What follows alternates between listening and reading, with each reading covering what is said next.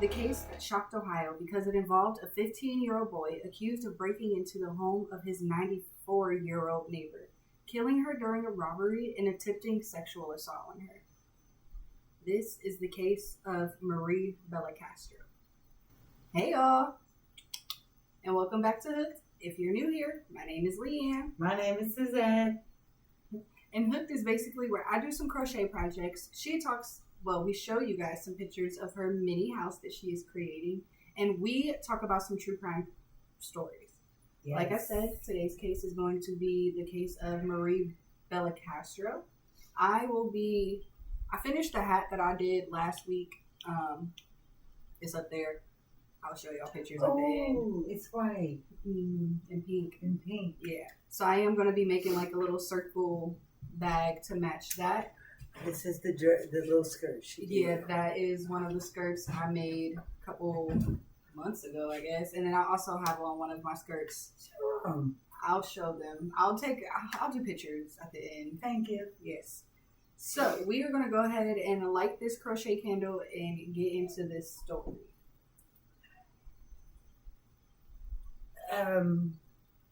This does involve, like she said, a juvenile. So there are certain things that will be asked at the end of it. As you guys know, we did a juvenile case last week. The main thing that we did for this is we want to show you two different juvenile cases and let you see how sometimes there are cases where a juvenile needs to be tried as an adult. Yeah, definitely. I 100% concur. Now, people are going to say, well, they a juvenile, they this, they that. What is the age do we really say they know right from wrong? Marie Belcastro was a 94-year-old widow who had lived in her Cherry Street home in Niles for many years. Friends and neighbors described her as kind, independent, and well known throughout the neighborhood. She lived directly across the alley. She lived directly across the alley from Jacob LaRosa's home, meaning he knew exactly where she lived. Jacob already had significant involvement with the juvenile system. On the morning of March 31st, 2015, he was released from juvenile detention after serving time for a probation violation. According to court records, after his release, he spent much of the day drinking alcohol with his friends. So, the morning, he was released from juvenile. Afternoon, he drank heavily with friends. Approximately 5 p.m., Jacob entered Marie's home. Prosecutors allege he broke into the residence, brutally beat her with a heavy mag flashlight, then robbed her, attempted to rape her, and left her inside her home dying. Later that afternoon, her daughter arrived to her home. She was just visiting her mom. She found signs of forced entry. Right there, she called the police a hoe. Then she went inside. She seen her mom's house ransacked. Then she seen her mom severely beaten. Emergency responders arrived. They pronounced Marie dead. Jacob returned home. After attack, he walked home. His mother, she noticed that he had blood covering, no obvious injuries, severely intoxicated. Believing someone had attacked her son, she called the police. Officers arrived. Jacob repeatedly kept saying, "They're going to kill me after this." Those statements later became an important part of the investigation. As they should. I mean, yeah, he didn't say that he did, but He did. He did. Yeah. In so many words. Police quickly realized the blood on Jacob did not appear to be his. Evidence collected included surveillance showing Jacob walking away from Marie's house, like the direction of her house. Blood evidence, clothing, witness statements, forensic testing, DNA evidence. Investigators also received a whiskey bottle believed to have come from Jacob's house or whatever. It's crazy. This dude. Okay, I don't know how many times we gotta tell y'all this, but I'm gonna say it one more time. DNA is a motherfucker. That DNA, I don't care if you touch something, it's gonna leave it. Now, I mean, so you went in there and you broke in, so there go your DNA everywhere. Then you decided to go home in front of your mama. With clothes bloody. Like, you didn't just do what you did. Do you know that you just did what you did? And you were walking your home? I mean, I guess you ain't have nowhere else to go. I mean, you are 15, but... Anyways. Jacob LaRosa was charged with aggravated murder, he was charged with aggravated murder, aggravated burglary, aggravated robbery, and attempted rape because he tried to rape a 90-year-old something, a 90-something-year-old woman. A 15-year-old tried to rape. She was, what, 94? 94. Because... So the day you get out of juvenile, understand what I'm... It was... The day you get out. Yeah, damn. That afternoon, after you get intoxicated, and I'm pretty sure in court records that defense is going to use that. He was drunk as fuck. He didn't know what to get out of here. The mere fact that this was a neighbor... What be wrong with people? The mere fact that this was a neighbor, the mere fact that, I mean, you knew how to get to her house, the mere fact you broke in, and then you tried to rape her, so it wasn't bad enough that you beat her. And then right? What is try? Because when people got there, she was declared dead, so. You didn't beat her up, so now you go, oh, no. Or maybe you realized that she was dead. And maybe you realized, like, this, I don't know. Keep it going. I don't know on that one. Because of the seriousness of the crime, prosecutors sought to transfer the case from juvenile courts to adult courts. After a court hearing they had, the judge ruled that he should be tried as an adult, finding that he was not amenable to rehabilitation in the juvenile system, and that the community safety required adult sanctions. When they say amendable hearing, they're basically it's a hearing to where it's okay. Like I said, he just got out of juvenile. Mm-hmm. You went out and committed another crime. That hearing was basically, did juvenile work? No, it didn't, because he came out and did something worse. So, in 2018, rather than going through a jury trial, he pled no contest. And when you plead no contest, it's not saying that you're pleading of guilt or admission of guilt. It's basically saying whatever y'all's evidence y'all say that y'all have, okay, I'm saying that y'all have enough evidence that if I try to take it to trial, I'm gonna lose. So that's basically what he did. He didn't go to trial. So he basically said, no contest, whatever y'all got against me, we're going to roll with it, and that's what it is. So The judge found him guilty, as they should, imposed life imprisonment for aggravated murder and an additional consecutive prison term for the remaining offenses. The original sentence amount was life without probation. I'm sorry, not probation, parole. However, plus additional years due to the relative crimes. However, he appealed.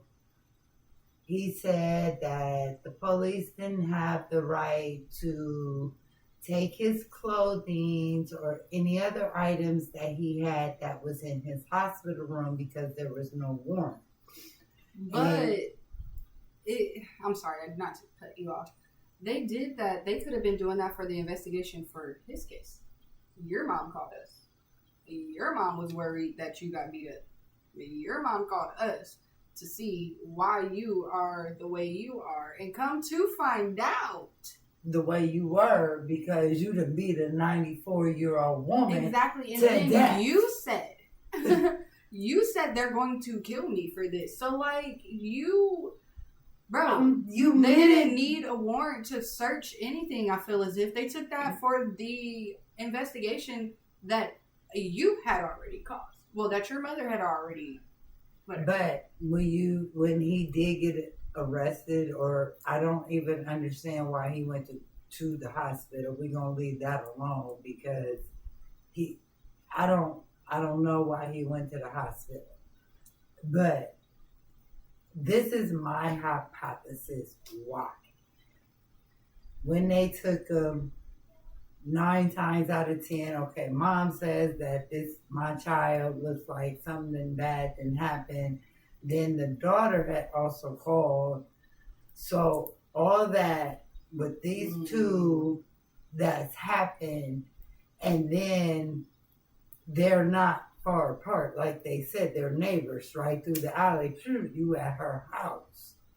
So, not to excuse Jacob for any daggone thing that he did, but as his lawyer, yes, I would fight that because y'all already arrested him. Y'all said this was his charges, that was his charges, whatever.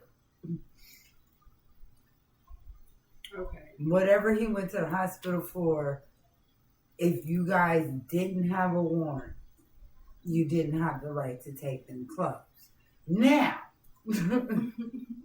as the daughter of the victim, you got me fucked up. Yeah. Every fucking thing that you have, I'll go get that. This is what too hospital much. Was he in? There is no way that this is a coincidence. Like, my mom is dead.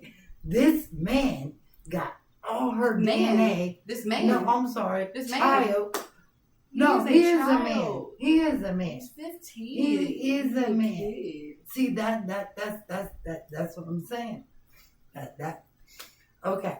So, in 2021, Supreme Court of Ohio ruled that the evidence that was seized was in violation of the Fourth Amendment. However, Jacob, they shouldn't have took your clothes. You right. Anything that you had in the hospital, they shouldn't have took. But they don't need a warrant to search her crib. And guess what? Your DNA is everywhere. You went to the hospital. They don't have to use your DNA from the hospital. Mm-hmm. You were in juvenile. So your fingerprints are in the system. So they popped. Now, your lawyer probably could have said, my client, y'all can't take the DNA. It's not going to work. Your DNA is there. That's why you was arrested. That's why you were not tried, because you didn't go in front of a jury. But that's why you were in the predicament that you were in, because your DNA was everywhere. Mm-hmm. I don't care how you try to do it, unless you. Never mind. You're getting upset. No, I'm not. I'm about to say something I shouldn't have said. Oh, okay. To criminals, Okay. but you can't. You can try it all you want. I mean, your DNA is your DNA. No one else has your DNA. If they tried, he was going to get caught regardless. Regardless. Like, at the end of the day, it was always going to come back to you. It was always going to. There was never an instant where it would have been someone else, or they would have looked at someone else. You would have always been the number right. one suspect. So the conviction stand. You were guilty. You didn't admit that you're guilty, but you did admit that you're guilty. Anytime you say no contest and your DNA admitted that you were guilty. The fuck? So you're guilty. This is why, like I said, I'm gonna tie it all back in. I'm gonna let her go ahead and go ahead, Lee. So after Ohio enacted the legislation affecting juvenile offenders sentenced to life without parole, Jacob LaRoe became eligible for parole after serving 25 years rather than remaining in prison for life without any possibility of release. Keep going. I'm gonna let you finish. The change resulted from statewide changes in juvenile sentencing law rather than finding that his convictions were invalid. So the reason this case specifically drew national attention is because it had several unusual factors. There was a 15-year-old suspect, a 94-year-old victim, extreme violence, and alleged attempted sexual assault. I'm still questioning that. Questions about trying juveniles as adults and constitutional issues involving evidence that's collected. Now, here is my thing. So, I do feel, honestly, I 100% feel this way. Every case has its own significant thing. We cannot say that every juvenile case cannot be tried as an adult. What happened last week with her is one thing. Two totally different things. Here, my man's, you literally did not learn from your time that you were already incarcerated. He didn't even take a break. He didn't take a beat. He walked straight out, got drunk, and killed someone. Yes, I totally feel like there are some juvenile cases that should be tried as adults. And this is one of them. And he should have stayed in prison for the rest of his life. That conviction should have stayed where it was. Because if he didn't learn from his time that he was in juvenile how to come out and be a productive citizen. Come on. That clearly didn't work. And 16 is a legal age where courts can say this is an adult case. So he's only a year away. Why is he getting out? Yeah. 25 years ain't nothing. For the brutalness of the case is crazy. I don't care how old you are. This is a 94. Yeah, let's just say this was a average aged man. Let's say he was like 34 or something like that. At the end of the day, this is still someone's elder. This is someone's grandmother. Okay, 94-year-old. She's 94 years old. She's only 6 years from 100. My nigga, she could have been 100. She could have turned 100 if it wasn't for you. She had 6 more years. And her grandkids doted on her. I do know for sure her grandson was highly upset about the way this ended up coming out because, like we feel, he didn't really learn anything in 25 years. That's it.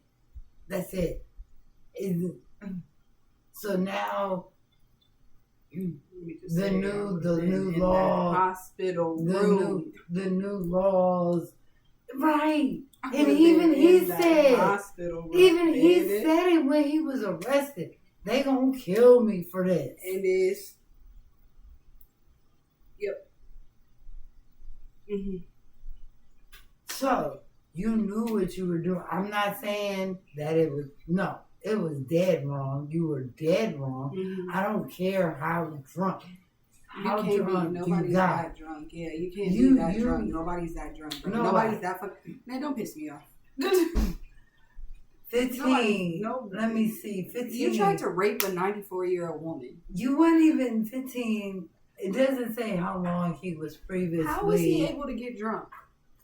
Well, he was with his friends. He was with his homeboys. Like, they like, yeah, welcome home. They welcome him home. Like, yeah, you're home. You just got home. Another by the afternoon. Another, what, 16, 17, 18-year-old? Well, somebody had to be an adult because in Ohio, well, the adult, this is Ohio in case, that situation should have gotten in some kind of trouble too. So either they were at somebody's house and they were loading up on somebody else's alcohol, or somebody was old enough to go to the liquor store and get him some liquor. I don't know, but I'm not trying to hear alcohol played in effect. And if that was the case, my dude, why 94?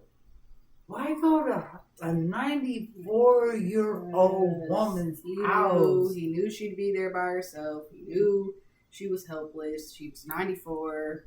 Now, that I guess, like, you want a quick play, I guess. That's what he tried to do. But, like, still, bro, you didn't even have to do all that. She could still be alive. And I'm still trying. You could have still ran up in that. Oh, you could have ran in her house and robbed her and left. And then gone. You beat her. You was getting out some sick fantasy that you had against old people, you fucking creepazoid. So you beat her, and then there's an attempted rape. So with attempted rape, meaning you didn't rape her, but you tried. You fucking creepazoid. So if you tried, I'm thinking maybe there was some torn. You know what? Listen, we would like to think. We would like to honor Marie. No one should have went through something like that, especially just from some neighborhood kid. That shit is wicked work. Like someone that lives behind you. I looked at the map, Leanne. Did you look at the map? No. I looked at the map. The map. When I say where the camera is from where I'm at. That's crazy. Hop, skip, and a jump away. So no, there was nowhere for him to go to change his clothes. There was none of that. But like I keep saying, like 94, you didn't have to put your hands on her. Like you could have scared her and she would have just gave you everything. My thing is, she probably knew exactly who he was. Maybe that's what it is. So you beat her? Yeah. And then you tried to rape her? Okay, that part is blowing me. But he is also 15, so maybe he thought, okay, well, she knows, she sees my face, she knows who I am, maybe I do have to kill her to try and save myself. But then again, he's just 15. Yeah, that's what they gonna say. He was just 15 and he was under the influence. No, I'm not saying that he was just 15. He was under the influence. Fuck all that. I'm saying he's 15. He's stupid. Facts. And then not only that, he beat her with a flashlight. I honestly feel like he went in there to rob her and let the impulses get the best of him. He literally, I think he lived out some sick fantasy. I think he had some issue with some underlying issues with older people, and he just lived out some weird ass. I don't know, y'all. Like I said, the only reason why I really wanted to do this case because I wanted our viewers to see the difference in certain juvenile cases. Because, like, I don't want people to think like, oh, we feel because they're juvenile, they don't need to be tried as an adult. Nah, his ass should have been fried up. Not killed. I don't believe in capital punishment. Okay. But we gonna always bump heads on that. We always gonna do that. But that was the whole premises. In no way, shape, form, fashion was he threatened by this old woman. No shape, form, fashion. Did he even really have a problem with this woman? No. He didn't. It wasn't. I guess it's because the simple fact, my dude, you just got released. Literally ain't even been out for a whole day. 12 hours. Oh, that morning you and your boys kicked it. Your friends, your friends, y'all kicked it the whole morning. By 5 o'clock, usually, maybe I'm wrong. Maybe it's because of the people I be around, but most people I know that up is drinking, that long from the time they get up or from the time they get released, they gotta go sleep. Yeah. They gotta sleep that off. Oh my gosh, knocked out somewhere. But not him. You decided to go and rob someone. That's the part that's bothering me. Like, y'all say it was just alcohol. Mm-hmm. Okay, Lee. What's the next thing we gotta talk about? That was it. You already did the. Oh you shit! didn't really do questions. I'm sorry. Well, guys. Okay. Pause. Remember, you say at the end when I'm done. Until next time. I know. Stay safe. Stay good. No, I'm gonna say that part. So you just say, until next time, stay safe. Stay safe. Okay. All right. All right, guys. That was it for today's Stitch and Story session. Always remember, relax. Release. Don't be somebody we talk about. Because we going to We talk. won't talk about you. Until next time, stay safe. And stay hooked. Bye. Bye.